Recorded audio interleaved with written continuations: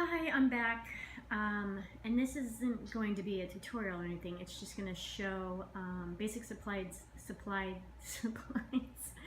I'm so tired. Basic supplies needed for pattern making and fashion and design. I'm probably going to get a lot of stuff wrong, as in I might have stuff missing, but I said in a previous video, I'm not the greatest teacher, but I know a lot of stuff. I just got to know how to get it out correctly so that people can understand it. But all right, cool. So we'll start. Oh, and I'm using my iPhone 6 Plus, and it's really not great for filming, but I'm not really a filmer either, so hang in there. Bear with me. Okay, so let's start with, obviously for pattern making, you need paper. And here is a bodice front and back. It's actually the contour guide, which is found in this book, How to Make. And this book is a must. I really, you've got to get this book. Especially if you're starting pattern making. It's almost, I think it's an industry standard. I'm not sure, but it totally is. I still reference it to this day. And I've been out of school for a long time. So pattern paper, that's the oak tag. Oak tag is usually where you transfer the paper to after it's official. So let's say this was some kind of design. Well, once it's an oak tag, that lets the factory know that this is official. All the research and development, that growling is my dog playing. So they'll know that this is official. This is just blocks. I use these in my grading videos. But so like this paper, this isn't the right paper. That's like the kind of paper you use when you're doing your first working pattern, which is also over here. So this is working pattern paper too. You can see, oh, this phone is horrible. It's a little shaky. I'm trying not to shake, but I had a lot of coffee today. So that's dotted paper. Sometimes it's called 1x5. Or dotted or alphanumeric or whatever. So that's when you put your initial patterns when you're doing your first drafts. And then when your first draft is perfected, then it goes to oak tag. But there's more than one way to do it.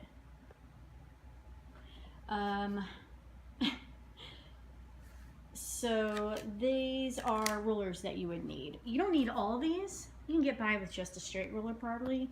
And something like this. This is good for doing necklines, armholes, curves, and doing design work. It's the French. I can't read. Oh, I'm gonna pause this so I can go get my glasses. Okay, glasses on. Don't I look great? So that's the French curve. Where did I get this? I think I got that from school, one of my classes. This is the ruler I've referenced in the grading. Shoot, let's see if we can see the corner of this. I've referenced it in grading tutorials. It's the 2x18 flex ruler. This thing is great. I use it all the time for drafting. And then this ruler it's actually a quilting ruler. Let's see, can I get back? It's 6x24. And I use it for rotary cutting, like straight strips. Sometimes I use it for pattern making if I need to make a grain line on like a really long dress, which you could probably use one of those really long metal rulers that school had, but I don't have. This thing is really great. I do a lot of rotary cutting, which I don't know if any of you sew a lot, but when you're doing it for clients, you save a lot of time cutting with the rotary, and you get good after a couple years. This is I think this is the hip curve for drafting pants. I use it a lot because I used to really love making jeans. I have a lot of friends that have a lot of my jeans when I owned a store back in the day.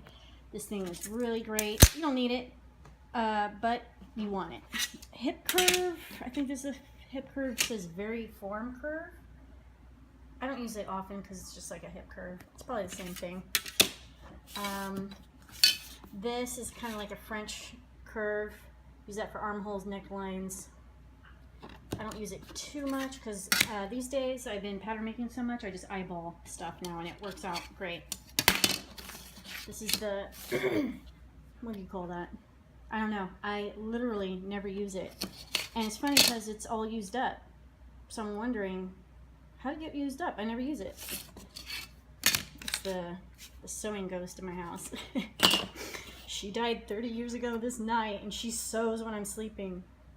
Just kidding. Okay, and then this I don't use a lot either. It's just a stainless steel. Has a thing on the back. Oh, I should throw that away, or give it to somebody. This is where I put needles and Wonder Clips. Wonder Clips are funny. They are expensive if you buy them at Joann's. It's like, I don't know, like 30 bucks for 10 or 30, or I don't know. It's expensive. Really, you could just get a bunch of these. Get those at wherever you get those at. I want this thing focus. It's probably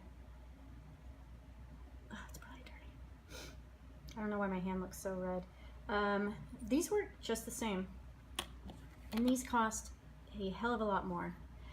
They did that a lot in the industry. They kind of like remarket things that are already out and then charge more for them. And then I put all my needles that fall into here, but most of the time you want to use this. I put it on my wrist. Here, let me do it without looking. Okay. Ouch. That's my watch. So, okay, well, it's not, well, you get the picture. So you put it on your wrist and you can put pins in it. I don't use it a lot. I don't know why.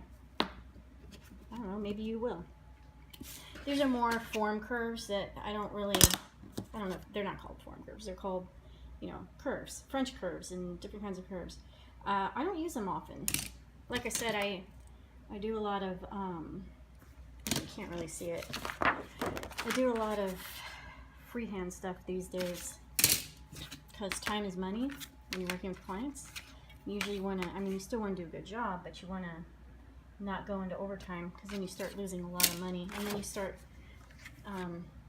you know, resenting the work when you start just doing too much. Scissors. Okay, I have a lot of scissors, and here's why. Some of them are different. Like what? These were, I think I bought these for $75. I did get ripped off. A couple days after I had them in school, I dropped them when it was open, and when you drop scissors when they're open, the trauma it goes through, it kind of like nicks its own blade. You can't even see, but they don't cut well anymore. So, like that. Don't do that. Don't do that. These things are expensive, and you always want to get the good expensive ones and take care of them. So then I had these too, and then I put a thing on them, fabric and paper. That's letting like my subcontractors know, hey, that's for fabric and paper. That's okay. But this one, no, fabric only. Don't cut paper with that, because paper makes stuff dull, and then you have to sharpen it again. And these were expensive too. I'm not saying like, oh, my stuff's so expensive, but I saved up money for a long time to get the good stuff, and it really, really pays off. Too bad these scissors weigh like, they weigh like 5 pounds. So to tell you the truth, I don't use it that much. I use these. This is the 45. This is the 28. Oops, upside down. That's the 45, and that's the 28. And then this is the Ginger. So the Ginger, I got that because I read reviews and people were like, that's the Ginger. These are the Olfa 45 and that's the Olfa 28. I always use this. This is more for like quilting because it can go through more layers, and this is more precise. And that one is weird. It was like 50, 60 bucks, but you can get the Joann's 50% off and it gets cheaper, but I'm not impressed. This is really the one I like a lot. Maybe if you're a quilter, you'd like that because it's kind of heavy in your hand. It feels like a quality. What it reminds me of is like a Galaxy phone versus an iPhone, because Galaxy phones are like plastic and cheap, but they're still great. And then the iPhone, it feels heavy and sturdy, but you know, okay, never mind, that's stupid. This, I use this a lot. As you can see, it's done over here in the contour guide front, because I do a lot of like corsets or stuff that's really tight to the body, or even bikinis. I make a ton of bikinis. 90% of my clients are bikini clients, so this comes in handy. Razor blade, yeah, I use that for everything. You can cut open seams with it. You gotta be real careful because it is easy to slice through fabric. You have to really, you know what, I'm gonna recommend don't use that. Don't use that until you get really good. And then, you know, and then practice a lot. Tape. You absolutely need tape. When you're doing your working patterns, you're doing a lot of taping because you're copying your blocks onto working patterns.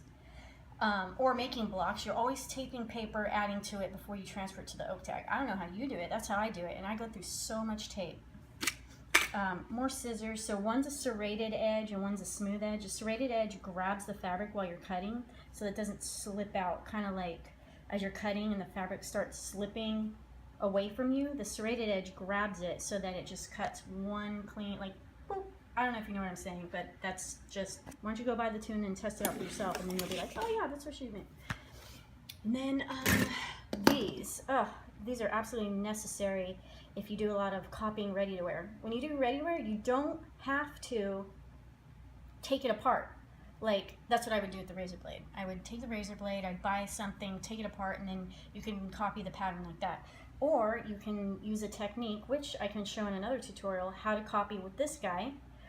You gotta be careful on certain silks because you'll put a hole right into it.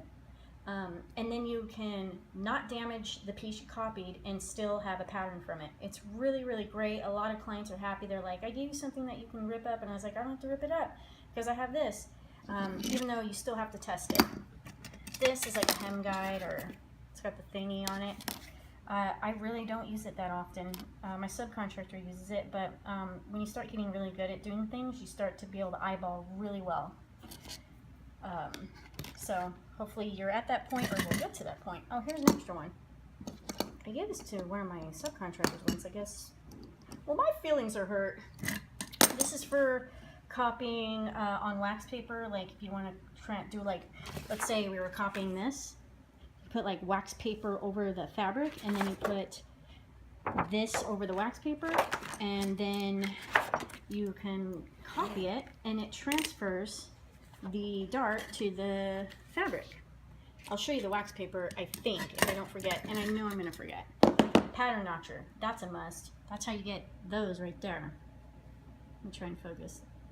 Yeah, so those are notches, and that's done with the pattern notcher. I'm gonna buy a better camera as soon as I pay off my credit cards. So yeah, for professional pattern making, you're gonna want that. In the notes, I'll put down where you can get this stuff. Oh, loop turner. Okay, I make a lot of bikinis, so this comes in so handy. You know what? I'll do a tutorial too on how to make industrial style, well, not style, actually, industrial spaghetti strings that go on bikinis, the kind with the elastic in it. Well, I'll show you in another tutorial. So if you're interested in that, tell me. I mean, I don't have very many followers. I don't care about having very many followers, but so the story is when I was growing up, I didn't have a mom, and I like to sew. I had to watch Nancy Zimmerman, Sewing with Nancy, to be able to learn to sew, and that took years, and no one taught me. I had to learn, trial and error. There was no older, like a mom type, I don't know what to call them, older woman, like an older woman had you, they call them a mom. Like, I didn't have that, so I had to teach myself. And then finally, years later, I go to school, and a lot of the stuff that I could have learned so quickly, because I wish I had videos like this. Seam ripper. We're always ripping seams. Well, on accident and also on purpose. You want to rip seams open if you make mistakes. Don't tell her, but I have a subcontractor who is always ripping seams open, if you know what I mean. Oh, this is an awl. So that is, don't roll, that is necessary because, well, you can walk patterns with it, and I'll show you how to walk in another tutorial. But also, see, like dart points? Let me see if we can go out. So you can see plenty of dart points on here. The awl will do that. So when you're tracing this pattern, some people copy onto fabric, and that will put the holes in the pattern. So many tutorials that could come up from all this. This is, I don't know what that is. Oh, it's, I don't know. I'm not going to talk about it. Fray Check. That is necessary in many cases. That's so the edges of fabric or threads won't fray. I do use it often when needed. Jewel it. That's for jeweling it. This is sewing machine oil. I'm always cleaning my machines because you need to keep your machines in tip-top shape. I guess that's another tutorial. I can show you how to keep your machine in tip-top shape. Pattern weights. Those are awesome because you can take them. Let's say there's fabric already laid out right here. You can put your pattern down and then you put your pattern weights on it. I know this is stupid, I'm going on stuff, but whatever. And then you can use your rotary and it holds the fabric. It holds the fabric and then you're all good. If anyone follows Catherine Fasanella, she always says, do not do that. Do not put your pattern down and then trace it with a rotary. She said that always, you know, draw it and then remove it, because every time you shave a piece of your pattern off, you're essentially altering your pattern. Do it enough times and your pattern has changed shape. Well, sometimes I cheat to save time. On my own stuff, not clients' work though, because you can't do that. Pens. So, blue pen probably will come in handy. I don't really use it. These for labeling your patterns. Yeah, you're gonna want that. Red. You want a bunch of colors, certain colors for labeling patterns, because you know, like black is a self pattern. Let's see, blue is interfacing, green is something, I don't remember. It's in the book though. It's in that book right there. Mechanical pencils. I used to think they were so stupid. I said, I hate writing with a pencil. I like writing with a pen because it looks beautiful. But now they're my best friend. And I got this one from whatever that place is that sells the supplies for the offices. Office Depot. And it's a piece of crap, don't buy it. Then I got another compass in there. Okay, put you guys away. Oh, and have a cup. Have a cup. Put your stuff in the cup. And this is some, like, it's what my brother would call doodads, or no, maybe not. But it's just stuff that I haven't used yet that would probably be useful. This is actually clients for her bikinis. Stuff like, you know, whatever this is. Oh, hook and eyes? I can't see. One of my clients' tags for her bikini line. Awesome bikini line. That's for a bikini. Stuff for bra making. I make bras. Stuff for extra stuff. That's like earring stuff. I think, yeah, it's for earrings. But we bought it for something else. Grommets, needles, all kinds of fun stuff in there. That's where I put stuff like this kind of stuff. Stuff. Alright, well, I'm kind of a mess. Oh, rabbit hole punch. That's the mini one. That's to put that hole in your pattern so that you can hang them like that.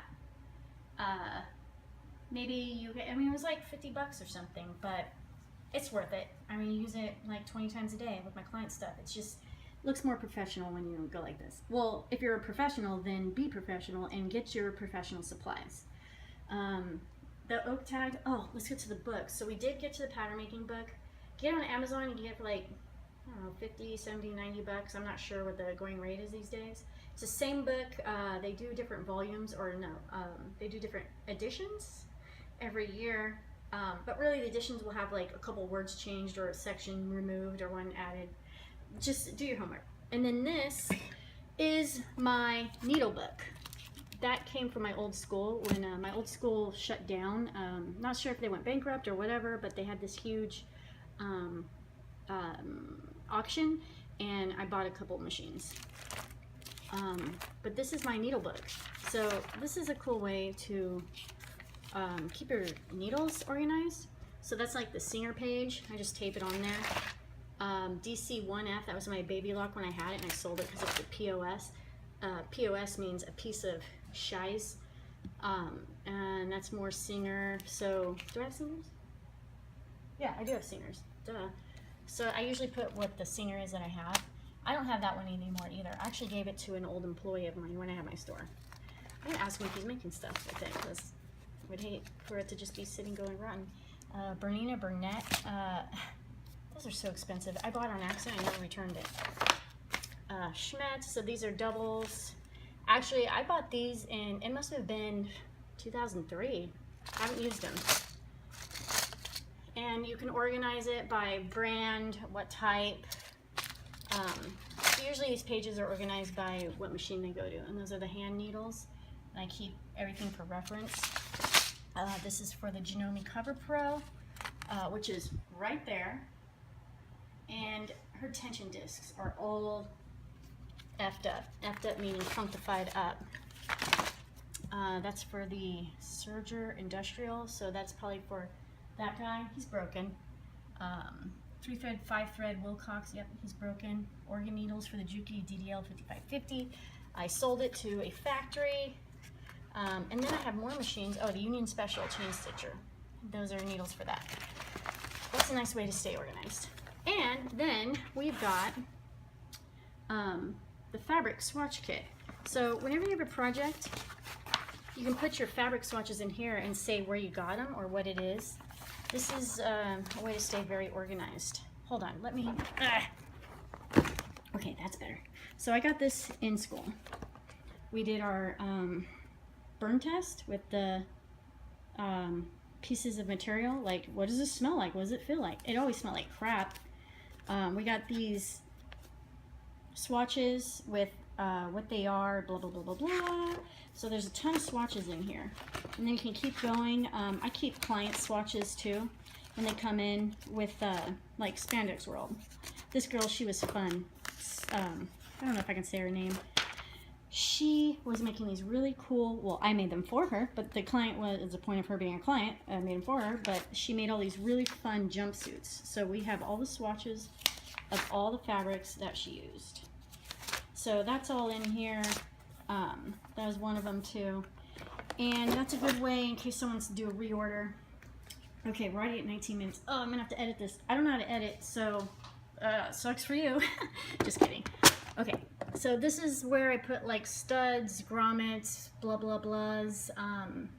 Keep them organized. I use those a lot. And then there's buttons, just a bunch of like industrial black. This guy, he was really cute. He came in and I like studded like a outfit for him for his like festival he was going to. Hammer for grommets, just fun stuff in there. As you can see, I'm very organized. And then we got like pencils, erasers, wax chalk. This pen, I wish it worked, but it's like, put it on the, well, it works on there, but not on fabric. You have to push hard. Tweezers, fun stuff. This thing is cool too. You can get it at Joann's for like $25, this little case. I'll show it to you in a second. Razor blades, scissors, rotary, blah, blah, blah. This kind of actually turned into almost like a sewing studio show. Sorry, I guess I just pulled the old bait and switch on you. Okay. So anyways, you get this thing at Joann's for like 50 or 40, and then you use your 50% off coupon, and then get it for like 25 or 20 or something. So that thing's pretty awesome. So there it is. Most of the stuff needed for pattern making. This is like a basic kit. Some of the stuff you don't even need, which I think I mentioned. But the more tools you have for the job, the proper professional tools you have for the job, the better your job's going to be. And the more, more efficient your stuff will go. So that you can have a nice rack like that. Nice rack. Thank you.